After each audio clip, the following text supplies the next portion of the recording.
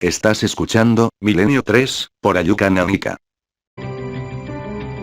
Continúa Milenio 3 con un programa muy especial, ideal para esta noche de madrugada. Es un fenómeno el de las psicofonías que desde luego no ha envejecido bien. El salto tecnológico, la sobresaturación de información no ha beneficiado, yo creo, a un misterio que siempre, al parecer, ha estado ahí. Desde el mismo instante en el que el hombre consigue los primeros resortes, desde Marconi o Edison, para, de alguna forma, registrar o aproximarse al pasado sonoro, empiezan a surgir estas curiosas anomalías. Seguimos igual que siempre. Las conclusiones no llegan a ningún lado. Y es normal y perfectamente comprensible que ante la cantidad de personas que graban psicofonías con ordenadores, ante sonidos metálicos o a investigadores que indican que todo es una psicofonía, se haya llenado el ciberespacio y otros espacios no tan digitales de voces que son como ruido de fondo, nunca mejor dicho. Algunas de las psicofonías que ya hemos escuchado, en mi humilde opinión, tenían todavía ese eco, ese tono de las antiguas, de las fundadoras de este fenómeno casi en nuestro país. Sé que todo es muy subjetivo, absolutamente subjetivo, como la vida lo es. Pero yo he recordado en los ecos de algunas voces algo, pura intuición, que las conectaba. Como escuchando el reverberar del profesor Germán Dangumosa cuando decía aquello del tono y timbre característico. Curiosamente, tanto a Sinesio Darnell como a Germán Dangumosa, pioneros, equivocados o no, yo no lo sé, pero honestos con su búsqueda, recuerdo perfectamente que muchas de las voces parece que les llamaban. Una de las más impresionantes decía Germán, simplemente. Una pregunta que yo me hago, ¿por qué no hay psicofonías amables? ¿Por qué no hay un te quiero? ¿Por qué no hay un hola, ¿cómo estás? ¿Eres feliz? O unas risas de niños que sean risas de verdad. La vida también es felicidad, ¿no? La vida también es luz. ¿Por qué todo eso no se registra? ¿Será el contenido mental del propio investigador o no? ¿Por qué todo está envuelto de ese dramatismo? Es lo mismo que ocurre a nivel muy personal cuando uno, por ejemplo, conoce de primera mano las caras de Belmez. Yo no sé lo que son, pero en considerándolas, en el último de los casos, un puro fraude pictórico, ¿por qué tienen ese tono tan especial? Ese tono que encaja perfectamente con las primeras psicofonías que se obtuvieron ahí.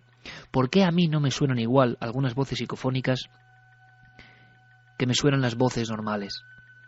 ¿Por qué siento escalofríos con unas y por qué con otras no? Es todo muy subjetivo.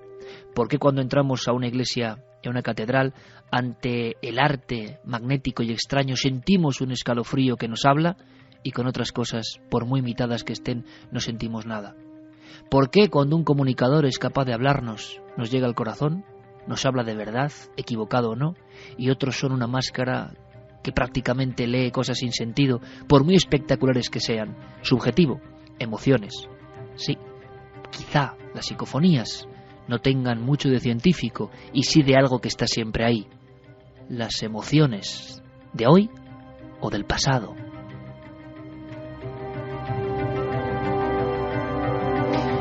Muchas preguntas, pero esa es mi sincera reflexión. Lo que sí sé es que el fenómeno sigue ahí. El fenómeno sigue ahí, apareciéndose por algo, indicando algo. ¿Por qué no dicen frases completas? ¿Por qué solo cosas cortadas? ¿Por qué si se traza esa investigación o esa conexión no nos dan más información? Que nos digan quién es Dios, ¿no? Que nos digan qué es la realidad, que nos digan quiénes somos, que nos digan qué es la vida, que nos digan qué es nuestro ADN y quién lo creó en un principio o cómo se creó.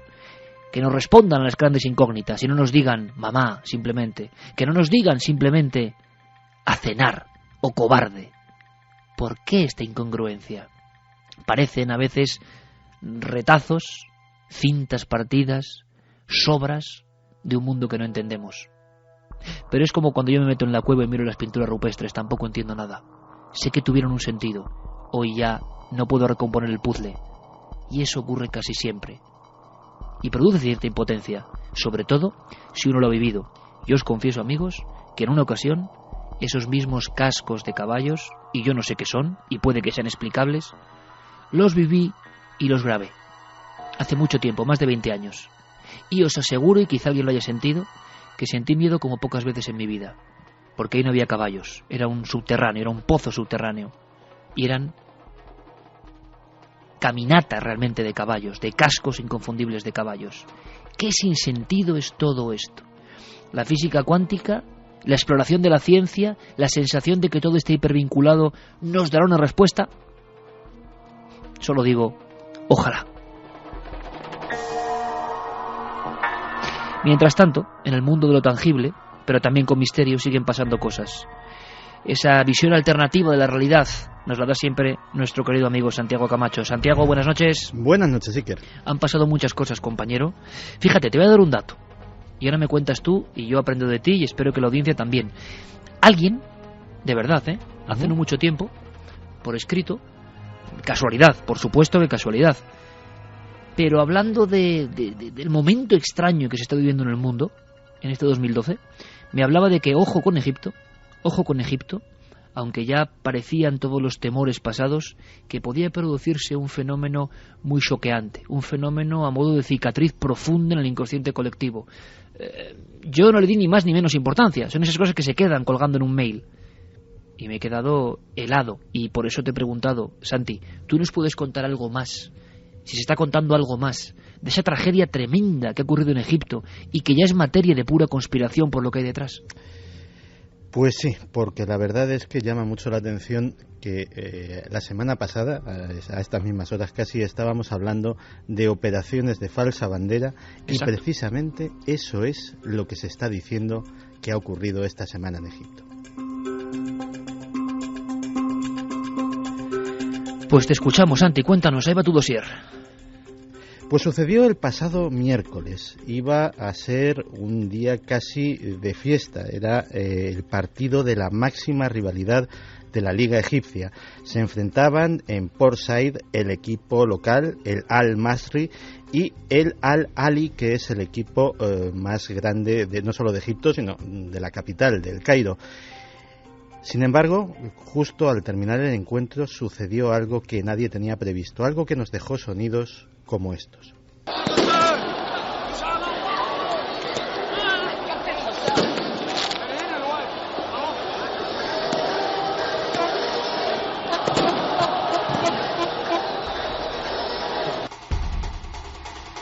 Un tremendo tumulto, una enorme confusión, miles de personas invadiendo el terreno de juego y un fuego en las gradas. Nadie sabía lo que estaba sucediendo. Cuando se despejó aquel desbarajuste, el balance fue aterrador. 74 muertos, más de 1000 heridos. El más joven de los fallecidos apenas tenía 14 años.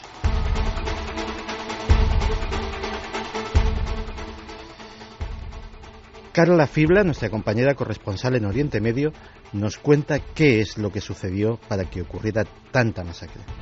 La histórica rivalidad deportiva entre el Ahly del Cairo y el Masry de Port Said no es la causa del terrible desenlace del partido. A pesar de la victoria de los anfitriones, cuando terminó, los seguidores de Al-Masry no aguantaron los insultos de los perdedores y comenzaron la pelea. Poco después, ocuparon el campo de juego persiguiendo y golpeando a jugadores e hinchas. La seguridad del estadio permanecía casi inmóvil, atónita ante la violencia con la que incluso con cuchillos se enfrentaba el público. El hecho de que desde que triunfó la revolución egipcia no se haya recuperado a una policía reformada es la principal razón que señalan los medios egipcios, que llegan a apuntar que es posible que los agentes no sepan cómo reaccionar sin tener la orden directa de Mubarak de que deben reprimir con el uso de más violencia, o que puedan estar vengándose por la humillación sufrida tras la caída del ex raíz.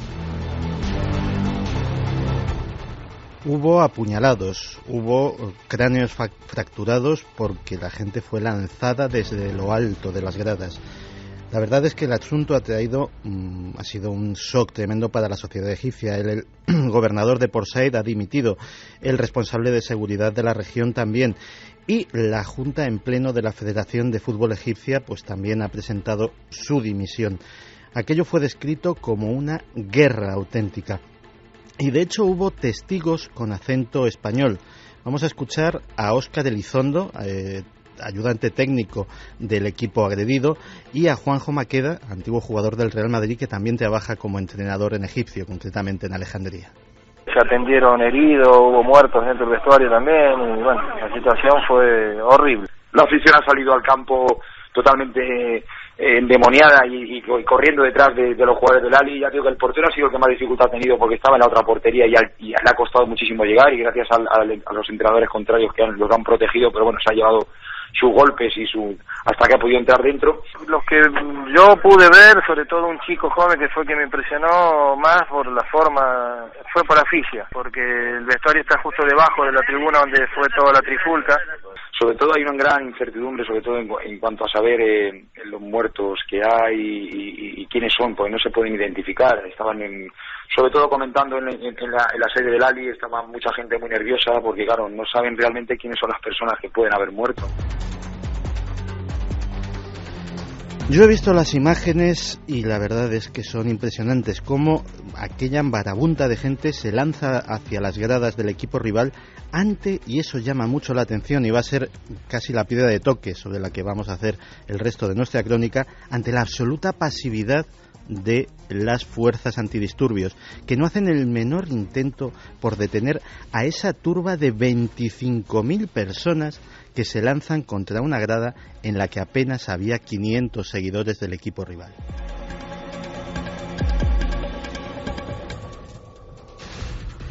Cuando veían lo que se les venía encima, estos seguidores del Al-Ali pues intentaron huir.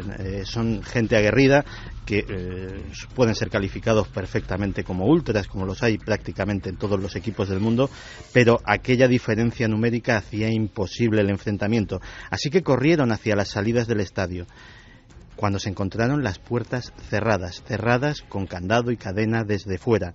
Alguien les había encerrado en una auténtica trampa mortal.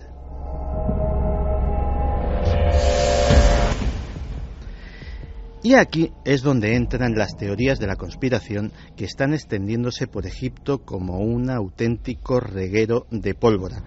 Porque los seguidores del Al-Ali se han caracterizado desde hace un año por estas fechas, precisamente por estas fechas hasta hoy, por ser prácticamente el eje, la tropa de choque de las protestas que en su día derribaron el régimen de Hosni Mubarak y que periódicamente pues están presionando cada vez más a la junta militar. Se está diciendo que la policía, esa pasividad que tuvo, era precisamente porque a esos hinchas del equipo del Ali pues les tenían ganas de castigarles por la humillación que sufrieron en la Plaza Tahrir y dejaron que fueran masacrados impunemente. Pero en países como el Egipto actual, bajo una junta militar, en los que la libertad de información muchas veces está secuestrada de alguna forma, a veces es la Iglesia la que se convierte en fuente de información fidedigna. Y precisamente tenemos el testimonio escrito en la agencia Fides, la agencia oficial de noticias de la Iglesia, de un misionero colombiano, Luciano Verdosia. Luciano Verdosia dice que lo más probable y lo que se está barajando ahora mismo en Egipto es que todo esto ha sido fruto de una conspiración, que la junta militar metió infiltrados entre los hinchas del equipo agresor con la intención de provocar este tumulto. ¿Para qué? Para perpetuarse. Dentro de poco tendrá que ceder el gobierno a el Parlamento que está ahora mismo dominado por los Hermanos Musulmanes, una fuerza de carácter islámico, y de esta forma ellos estarían demostrando que el Estado se está deslizando hacia el caos y que esa autoridad militar todavía es necesaria. Por lo tanto, Santiago, sería una gran trampa mortal esos testigos o esos defensores del Al-Ali, según la teoría de la conspiración, habrían sido masacrados impunemente por otros motivos que nada tienen que ver con el futbolístico. Y me ha sorprendido muchísimo, creo que el tema es de gran calado, alguna definición, decían 25.000 personas que salieron endemoniadas, decía uno de los testigos, uno de los exfutbolistas. ¿Cómo han provocado esa ira en concreto? Es decir, como cuentan, que se han hecho muchas operaciones militares, lo decíamos la semana pasada, perfectamente calibradas, por ejemplo, para generar la histeria colectiva, que por otro lado, en una hinchada de un campo de fútbol, parece que, vamos, es una cerilla que prende muy fácilmente, ¿no? Pues sí, porque mucha gente se empieza a preguntar, entre otras cosas, cómo es posible que gran parte de esos seguidores, o al menos la parte que está implicada en la mayor porción de los asesinatos, llevara encima armas blancas a un estadio de fútbol. De hecho, los hinchas del Masri afirman que los disturbios los iniciaron personas que ellos no conocían, gente que se había infiltrado, que estaba allí, que eran los más vehementes, los que llevaban bengalas, los que estaban lanzando esas bengalas a la grada rival y de hecho terminaron provocando un incendio bastante aparatoso. Y que esas personas que tan vehementes pues fueron las que dieron ese grito de "a por ellos", y la masa, digámoslo así, pues saltó al campo. Pero una cosa es saltar al campo, y eso se ve perfectamente en las imágenes, pero efectivamente hay un grupo nutrido, aunque minoritario, que rebasa el terreno de juego, rebasa el túnel de vestuarios y se lanza en persecución de esos hinchas del Al-Ahly. Y de hecho ha habido manifestaciones en Port Said diciendo que Port Said no es culpable, que todo es fruto de una conspiración. Y en el eje de esa conspiración está la Ley de Emergencia de 1981. ¿Qué es la Ley de Emergencia de 1981? Pues tras el asesinato de Sadat, brutal, en mitad de un desfile, cuando uno de los camiones militares se detiene y ametralla a toda la tribuna presidencial, pues se hace una ley de emergencia que básicamente es la plasmación en papel de un estado de excepción. Bajo la cobertura legal de esa ley de emergencia, tanto el régimen que vino después de Sadat como ya el propio Hosni Mubarak, durante todos estos años, que no ha sido derogada todavía, ha podido legitimar la represión muy dura contra los opositores. Esa ley de emergencia está también a punto de ser derogada y precisamente en medios egipcios se llama mucho la atención de que justo cuando se va a prescindir de ese estado de emergencia sucede algo que justifica su permanencia. Y además, Santi, si me permites, esto es un precedente muy peligroso tal y como está la situación en todos esos países, ¿no? Sí, la verdad es que, y ahora veremos hasta qué punto está la situación enrarecida, porque hay acusaciones cruzadas que implican incluso a varios países de la región. Egipto es un verdadero polvorín ahora mismo, hay una inseguridad ciudadana tremenda, básicamente porque la fuerza policial se ha visto tremendamente disminuida. Primero porque la policía está fatalmente vista por la población, ha habido una ingente cantidad de dimisiones porque casi es un estigma pertenecer a la policía después de haber sido derrocado el régimen, y esas vacantes no han sido cubiertas, con lo cual hay un ascenso de la delincuencia simplemente porque no hay efectivos policiales para evitarla, pues tremendo.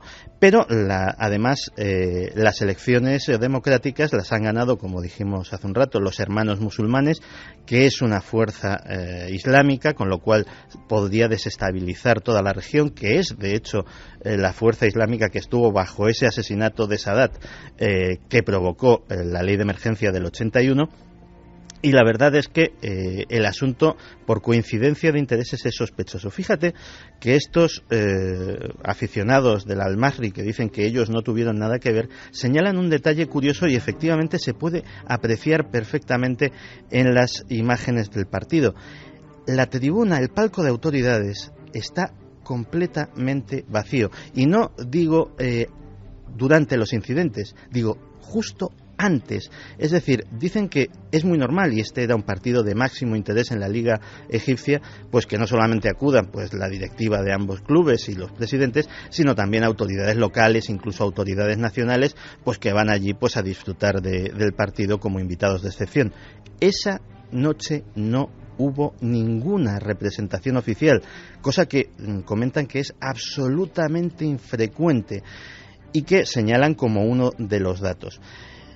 Es más, fíjate si está enrarecido el tema en la región, que hasta la policía religiosa saudí, que en Arabia Saudí hay un cuerpo de policía que vela por el cumplimiento de los preceptos del Corán, ha metido cartas en el asunto y a través de su cuenta de Twitter ha declarado algo que en Egipto ha llenado de indignación. Dice que ni más ni menos lo ocurrido es un castigo de Alá por la negativa de los jugadores a cubrirse, es decir, porque llevan pantalones cortos.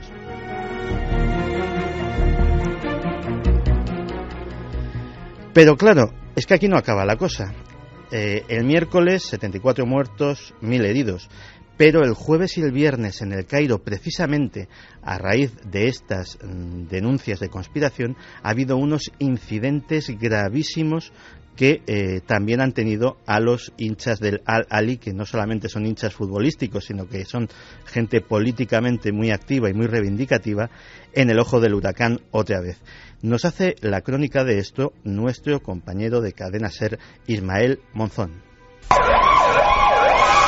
Las ambulancias no han parado de sacar heridos del avispero en el que se ha convertido la calle que da parar al Ministerio del Interior egipcio. Los ultras de los equipos de fútbol, enrabietados por la masacre de Port Said, han atraído a miles de manifestantes que piden que los militares que controlan la transición en el país abandonen el poder. Durante toda la jornada de este viernes, los jóvenes han estado lanzando piedras y cócteles molotov contra las instalaciones policiales y han llegado a prender fuego a uno de los edificios cercanos. Las fuerzas de seguridad y los manifestantes mantienen un tira y afloja de difícil solución. La Junta Militar ha pedido en un comunicado que los partidos llamen a la calma y ha apuntado a una mano negra en esta nueva espiral de violencia.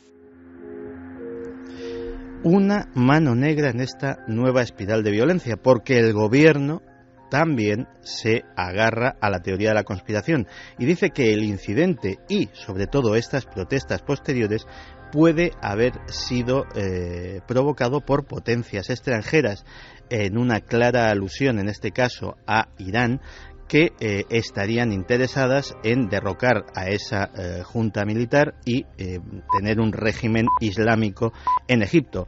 Los manifestantes, por el contrario, dicen que si hay alguna potencia extranjera implicada en el asunto, pues que sería Israel, aunque es una facción minoritaria quien lo cree y, desde luego, la mayoría cree que ha sido la propia junta militar la culpable de los hechos. Y lo único realmente cierto es que Egipto está otra vez, justo un año después, a las puertas de otra revolución. Una revolución, esta vez, provocada por un partido de fútbol.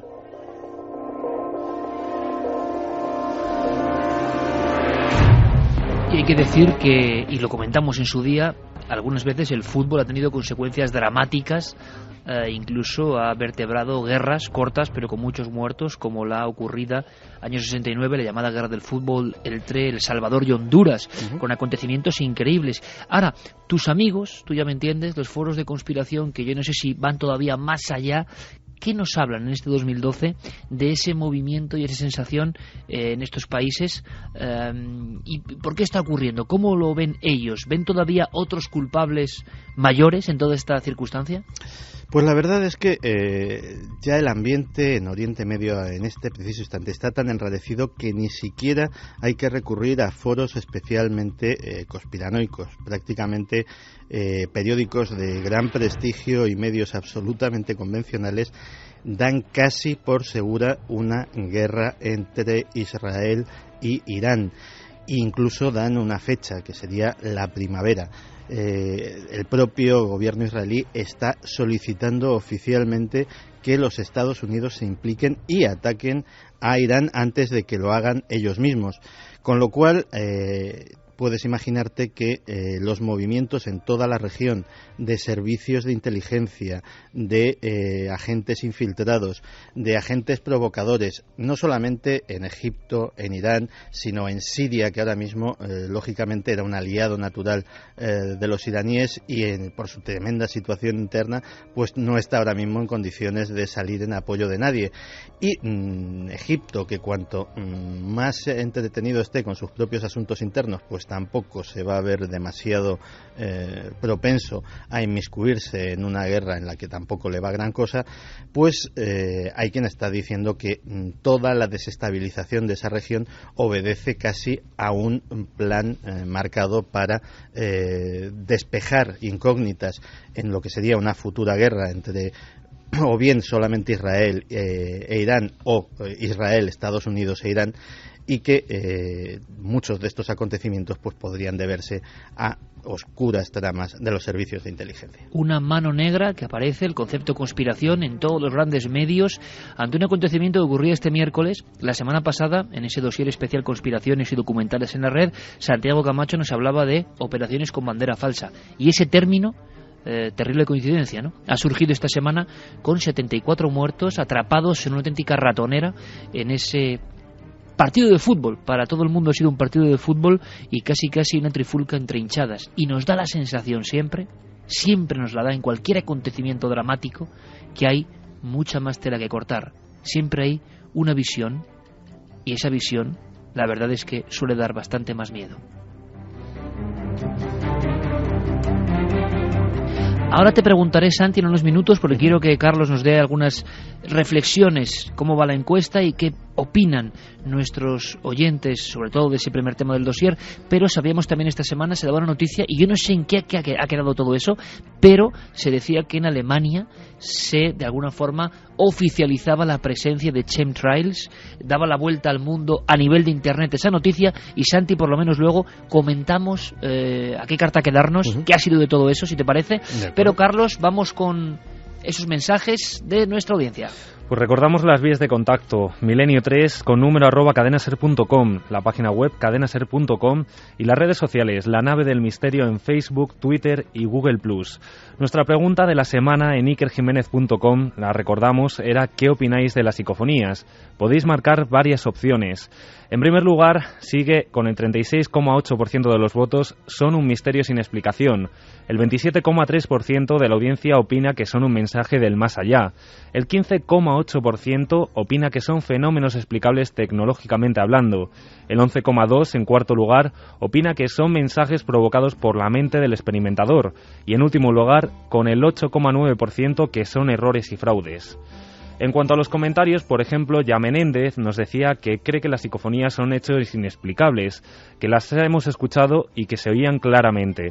Carolina Delgado también nos decía que está trabajando de noche en un hospital y que le tenemos aterrada desde el primer minuto, que somos geniales. Por cierto, que lo mismo, no solamente la gente que trabaja sola, lo mismo nosotros terminamos aterrados porque Clara y David nos han dejado aquí unas grabadoras que están aquí funcionando, y vete tú a saber lo que acabarán sacándolas. Ya veremos el resultado. Han hecho un experimento en vivo ahí, grabando a ver qué ocurre. Bueno, y aquí están, vamos a ver. Espero que no ocurra nada. José de Albacete nos preguntaba si las psicofonías forman parte de nuestra alma atrapada en el tiempo. Lo deja como una opción. Francisco Javier Fuentes también nos decía, sin duda es un fenómeno paranormal, y como decía el profesor don Germán de Argumosa, las parafonías son una realidad. Su procedencia es otra cuestión que aún hemos de averiguar. Anaís de Barcelona, buenas noches. En la entrevista de Juana López, el sonido que suena de fondo parece el maullido de un gato en celo. ¿Es posible que escucharan algún gato durante la entrevista? Carlos Moreno, me he quedado helado al oír esos gritos tan aterradores. No creía mucho en psicofonías, pero me estáis haciendo cambiar de opinión. También nos escribía Juan Manuel Ojeda. Hola equipo de Milenio 3, si se graba una psicofonía al aire libre o en un espacio abierto, ¿no es de esperar que se cuelen muchos sonidos ambiente? ¿Es posible también que en algunos grabadores se capten señales de radio o interferencias de señales de otros aparatos? Eso es indudable. Primero, por lo que yo tengo entendido, no había ningún gato en la grabación de Juana López Manjón. Además, luego están otras muchas psicofonías en esa misma entrevista que no hemos puesto hoy y que son tan claras como esa voz, ¿no? Más los que te quedan. Por otro lado, respuesta lógica, claro que se pueden meter sonidos de radio, sin duda alguna, y claro que pueden grabarse ecos espúreos que son perfectamente naturales. Es muy subjetivo el tema de las psicofonías y eso del tono y timbre, ¿no? Y hace falta quizá toda una vida para darse cuenta de que suenan realmente como psicofonías, pero sobre todo lo más importante es que muchas veces o llaman al investigador o intentan interactuar con el investigador o responden o incluso al contenido mental del investigador. No es la primera vez que un investigador piensa en algo y esa psicofonía responde o cuenta algo que tiene que ver con la historia del lugar o con la historia que está buscando el investigador, y eso ha ocurrido más de una ocasión. Fíjate, Iker, Raquel coincidía con algo que tú ya te preguntabas en la segunda hora, el porqué de por qué solo se registran situaciones angustiosas y no felices en las psicofonías. Pues yo le diría a Raquel que tengo la misma duda que ella, sinceramente. Después de un montón de años, yo le he contado en alguna ocasión, yo la primera psicofonía que pude obtener personalmente, y ni me avergüenza ni todo lo contrario, fue así, pues fue ahora hace 22 años. Y no tengo ningún tipo de explicación para ella, y no sé qué podía ser, porque era una casa absolutamente abandonada y sin ningún sonido y en plena madrugada, y era en Navarra, y salía la conversación o una especie de diálogo entre voces y luego un grito desgarrador como pocas veces he escuchado, que parecía el de una mujer que estaba siendo, bueno, recuerdo perfectamente que alguien me dijo como si le arrancasen una pierna a alguien. Yo tenía 17 años en 1990 y recuerdo mi impacto brutal, y desde entonces hasta hoy no he avanzado lo más mínimo, ni sé qué son las psicofonías. Espero que alguien me diga qué son, pero yo grabé aquello y no tengo ningún tipo de respuesta. En algunas otras ocasiones, no tan fuertes como esa, compañeros, la propia Carmen grabó una impresionante en La Verdad de Murcia, a solas con un redactor del periódico, a solas en todo el periódico, con una voz que decía agua, tan clara casi como la de Juan López Manjón, y estaban solos el redactor y ella, y una voz femenina. Y nuestro equipo, en diferentes momentos, y lo recordaremos en breve, ha grabado psicofonías. No sabemos qué son, sinceramente, pero hay una cosa, le diríamos a Raquel, que une a todas estas. Yo no recuerdo. Puedo equivocarme, no conozco todas las psicofonías, pero si hay algo que las une es su dramatismo, su sensación de pertenecer a un mundo fantástico, imaginado, irreal o real, no lo sé, o paralelo, pero que despide, que supura una enorme tristeza. Davido también nos decía, si los indios escuchaban los trenes desde la vía a una distancia lejana, ¿por qué no lo van a hacer las grabadoras que son más sensibles que nuestro oído? Perfectamente. Ainara también nos decía que esta última grabación, se refiere a la última que hemos puesto de Clara y de David, sin decirles lo que creíamos que decía, dice que todos han oído lo mismo, más los que te quedan. Alejandro Sánchez coincide igual, más los que te quedan. Me he quedado en blanco. Excelente programa. Por ejemplo, Tony Pérez dice que las psicofonías, a mi entender, pueden ser por un lado impregnaciones de energía que han quedado en un determinado lugar por una causa dolorosa, o bien mensajes del más allá mediante algún tipo de fisura espaciotemporal dimensional.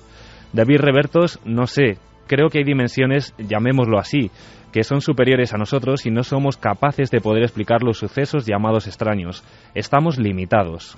Yo no sé si preguntarle a Santiago Camacho, que ha estado pacientemente trabajando en el área de conspiraciones, pero él también sabe del tema de las psicofonías. Yo no sé, Santi, si tú en alguna ocasión personalmente has tenido la fortuna de grabar alguna de estas voces claras, que para ti han sido documentos claros. Pues fíjate que yo he tenido la ocasión de intentar grabarlas muchas veces, porque como todos los que somos interesados en este tema, pues quién no tiene la tentación, pero desde luego no soy uno de esos investigadores Omniman, pero absolutamente negado para el tema. Ni yo, desde luego. Nunca lo he conseguido. ¿Y tendrá que ver la fe de la persona? Parece que no, porque Clara estaba en ese momento de muy baja fe. ¿Con qué tiene que ver el fenómeno de la psicofonía? Pues no lo sabemos. Yo creo que tiene que ver con el investigador, con el lugar, con el momento, absolutamente con todo. Las preguntas, como siempre, interesantísimas. Luego iremos con muchas más. Carlos tiene un testimonio que quiero que escuchéis, importante.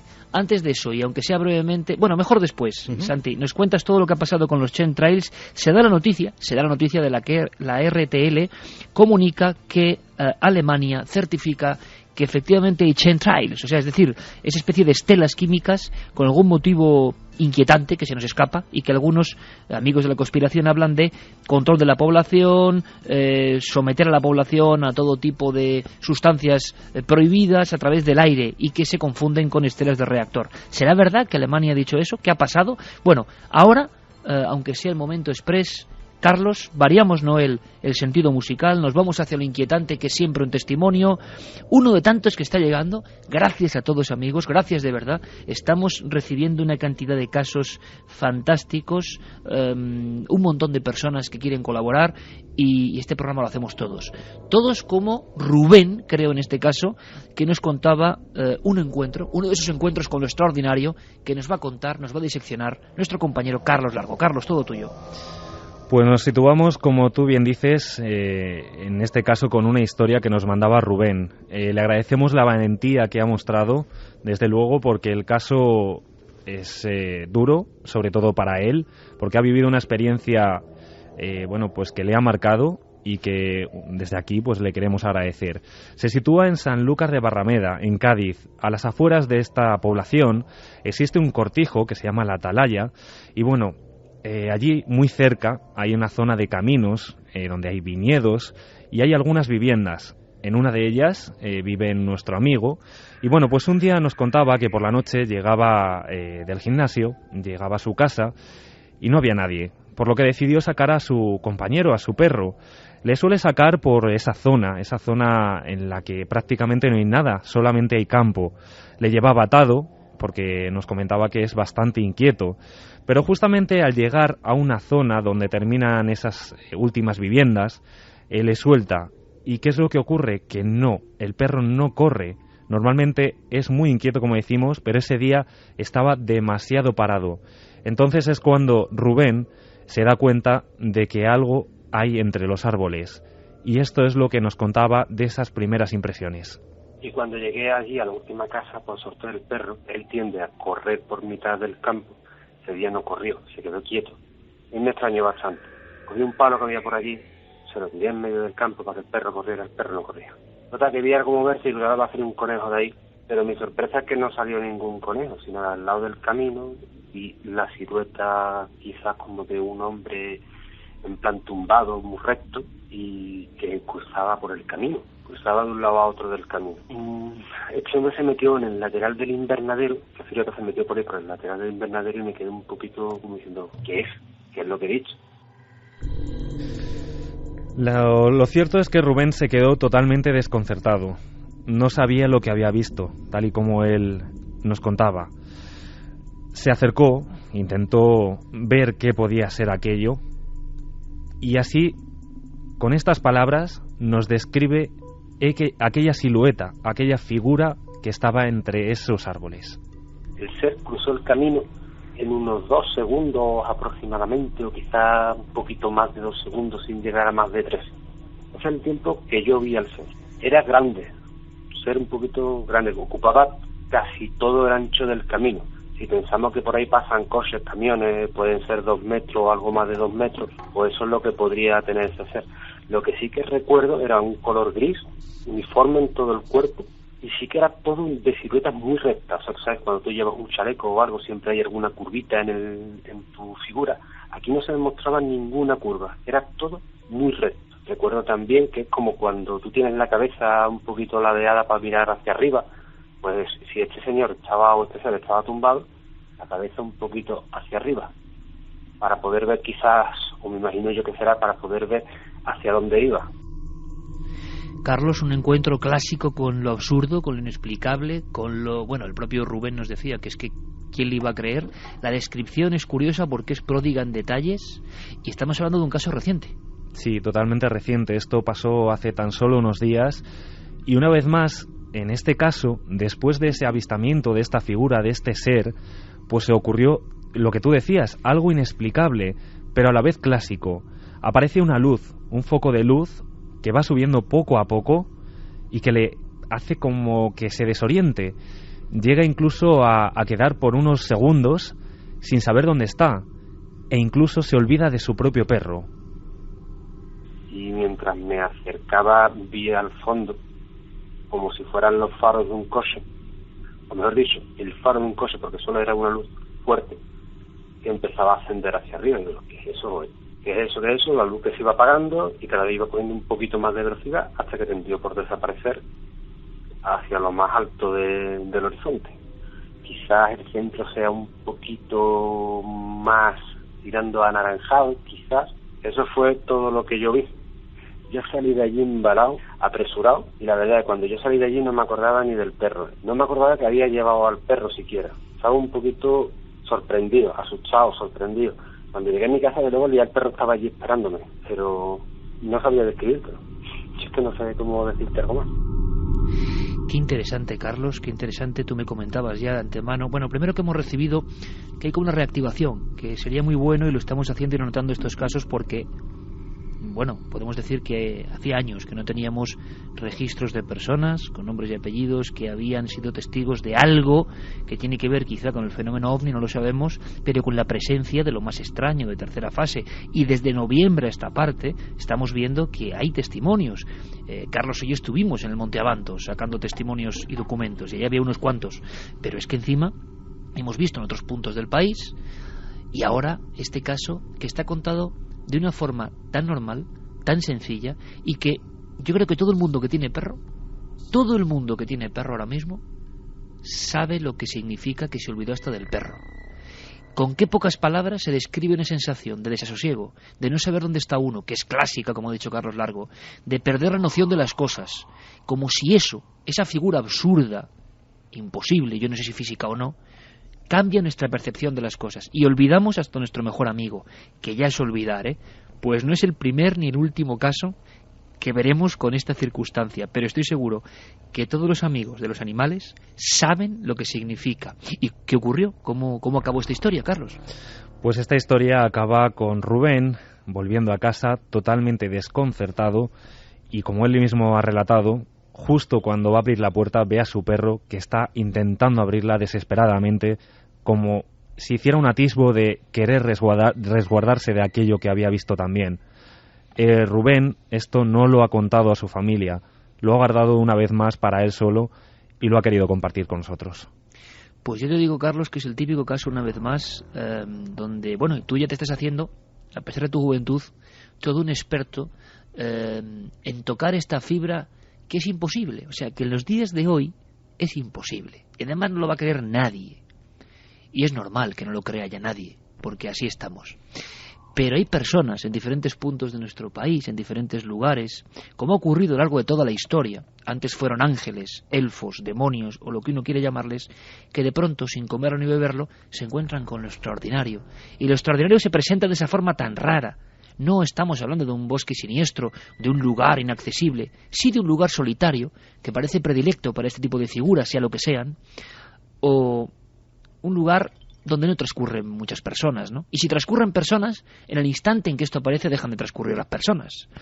Y esa escena, Carlos, el perro raspando con las uñas la puerta porque quería huir de esa figura. Y no tiene muy claro nuestro testigo cuánto tiempo, que es otro factor clásico, dure esa experiencia, y quizá no sepa muy bien, haya un tiempo perdido entre la aparición del ser y la desaparición del ser. Seguramente, pero lo cierto es que, Iker, para tranquilizar a Rubén, hemos recopilado, no va a dar tiempo a escuchar la historia, pero muy brevemente te la resumo.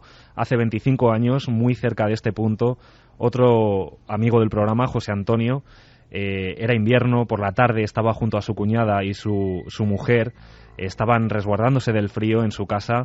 La cuñada, en este caso de José Antonio, sale a recoger la ropa, chilla de repente como si hubiera visto algo. Sale José Antonio y su mujer hacia fuera de la casa y observan un objeto totalmente grande, un objeto volante, tal y como él lo describe, con un punto negro en el centro de este cuerpo. Y decía, tal y como nos relataba él, que en ese punto parecía que alguien estaba observándoles, como que estaba captando fotografías. ¿En la misma zona? En esa misma zona, muy cerca de Doñana. De repente ese cuerpo sale hacia el cielo, sale volando, porque estaba justo enfrente de ellos mismos, se divide como en tres luces y se pierde, como decimos, en ese coto de Doñana. Has dado una clave, Carlos, nada es casual. Doñana, lugar predilecto para ese tipo de encuentros con lo extraño. Y además sé, y lanzo un llamamiento, sé que el director del centro de Doñana es un buen seguidor de este programa. Lo sé, y sé que sabe, no solo de fenómenos, sino del telurismo, la magia, la potencia desde la antigüedad de esa tierra sacra. Así que ojalá podamos dedicar un programa monográfico a sucesos Sucesos que, por ejemplo, obligaron a cambiar la vida de un periodista que era Antonio José en los años 70. Testimonios brutales de una de las joyas que tenemos en nuestro país. Así que nos guardamos toda esta información, Carlos, para seguir indagando, porque todo esto pasa en un entorno muy especial. Cambiamos el rumbo, Noel, ahí está, hace unos días, provincia de Cádiz, un caso de tercera fase, si es que es eso. Desde luego la descripción es esa, la clásica. Tremendo que vuelvan a pasar este tipo de casos. La diferencia con los años 70 es que ningún periódico lo va a sacar en su portada ni en sus páginas de local. No lo van a sacar. Nadie lo va a creer. Esa es la diferencia. Pero siguen ocurriendo cosas. Y Milenio 3 en eso no os va a fallar. Vamos a seguir contándolo todo.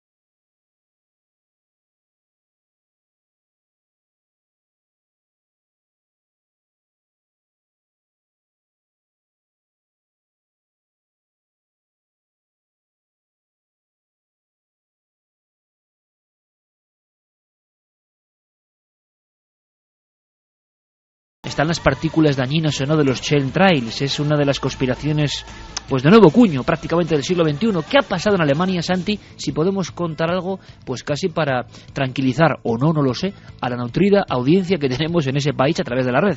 Pues mira, hay cosas que no entiendes, como lo de que las psicofonías sean siempre negativas, y yo hay cosas que no entiendo, como lo que te voy a contar ahora mismo.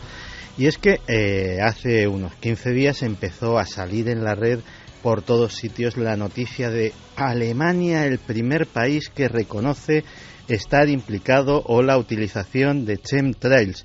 Y caramba, uno ve esto y dice, pues vale, pues es impresionante, vamos a profundizar un poquito más. Y efectivamente todo se centra en un documental, un reportaje de la televisión RTL de Alemania, en el cual pues se hace una referencia al tema que ahora citaremos. La parte que yo no entiendo es que este documental, claro, la primera vez que lo veo digo, esto me suena y me sonaba tanto porque era de 2009, es decir, la noticia de nuevo no tenía absolutamente nada.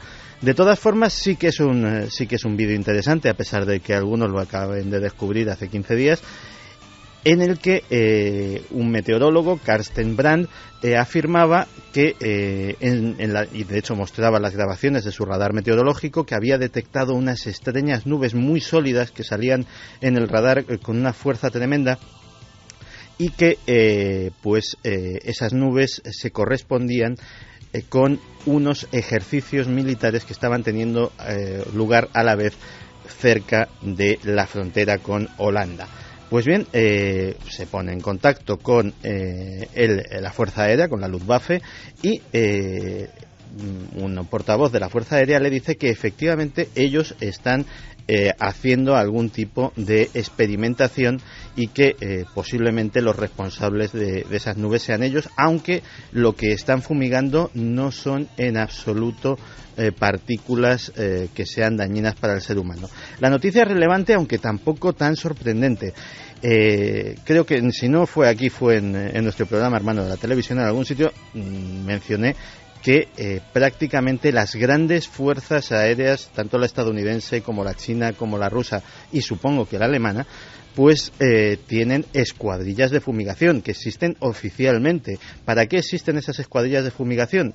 Existen pues para la eventualidad de una guerra biológica o química, cosa que está prohibida, pero la gente se prepara por si acaso, o como sucedió en la Guerra del Golfo, para diseminar partículas en el aire que dejaron completamente ciegos los radares de Saddam Hussein y facilitaron muchísimo las misiones aéreas de la Alianza. Es decir, no es nada especialmente nuevo, pero sí desde luego es la confirmación de que algunas de estas nubes o algunas de estos trazos sí pueden tener un origen militar. De ahí a que se haya desentrañado el misterio de los chemtrails, pues va un abismo. O sea, aquí el misterio es cómo se informa a través de la red, ¿no? Dando por hecho cosas que luego no son así. Sí, dando por nuevas cosas que tienen 3 años. Exactamente, muy propio. Por cierto que la semana que viene estará aquí con nosotros Diego Marañón con su crónica de Milenio Red y ojo, quizá no pueda ser para la próxima semana, pero estamos preparando algo que puede ser muy interesante. Diego Marañón está preparando algo que puede ser sumamente interesante. Yo tengo mucha fe en eso. Vamos a ver si lo logra. Él es capaz con sus múltiples anzuelos, y yo creo que va a ser una cosa muy bonita. Vamos a ver si en breve podemos contaros cosas y las dramatizaciones y un montón de historias que por supuesto no olvidamos. Terminamos, eso sí, con los últimos mensajes, Carlos. Y repasando, Iker, muy rápidamente los resultados de la encuesta. Un 36,8% opina que son un misterio sin explicación, 27,2% que son un mensaje del más allá, las psicofonías, el 16% que son fenómenos explicables tecnológicamente hablando, el 11,2% que son mensajes provocados por la mente del experimentador y 8,9% que son errores y fraudes. Vamos a repasar esos últimos comentarios. Nos están llegando un montón de frases. Iker, transmíteselo a Carmen, dándole la bienvenida de vuelta a casa a Carmen. Solo faltabas tú al programa. John de Benidorm. Pues se echaba de menos la voz de Carmen en Milenio 3. Se agradece el regreso. Carmen, enhorabuena por el bebé. Me alegra escucharte de nuevo. Muchas son las frases que están llegando para ella, así que transmíteselo, por favor. Pues las guardaremos con mucho cariño, como estamos haciendo con todas esas muestras de buena energía. Las guardaremos y las imprimiremos. Muchísimas gracias a todos, de verdad. Y por ejemplo, Juan de Málaga nos decía que en los coches siniestrados tienen que quedarse pegadas las energías de las personas que fallecen. Ignacio, estudio electrónica, soy escéptico, pero sospecho que más que los sentidos humanos es la electricidad por sus propias características quien atrae estos fenómenos y los registra. Justo desde Asturias, es sin duda la psicofonía más clara que he escuchado en toda mi vida. Y por último vamos a decir a todos los estudiantes, a mandarles nuestro apoyo. Por ejemplo, Javier, que está estudiando para unas oposiciones y escuchando el programa, y que le tenemos atento a todo lo que está escuchando en Milenio 3. Difícil estudiar con estos temas. Oye, Santi, en 20 segundos o menos me dices por qué hay que ver mañana Cuarto Milenio y que se habla de la crisis. Pues se habla de la crisis y se habla sobre todo de quién está detrás, de quién se beneficia y sobre todo de quién maneja el mundo, los amos del mundo, mañana en Cuarto Milenio. Pues mejor resumen imposible. Santiago Camacho, capitán, un abrazo muy grande, gracias. Otro para ti, hasta otra. Noel Calero, por supuesto, maestro del sonido, muchísimas gracias. Fermín Agustí, buen trabajo, igual que Carlos Largo, compañeros. Es un honor y un placer ser parte de este equipo que, bueno, os ofrece un crisol de lo que nadie cuenta. Pero lo que nadie cuenta a veces es más real que nos lo cuentan como realidad. Muchísimas gracias, sed felices. Ahora las noticias en la cadena SER.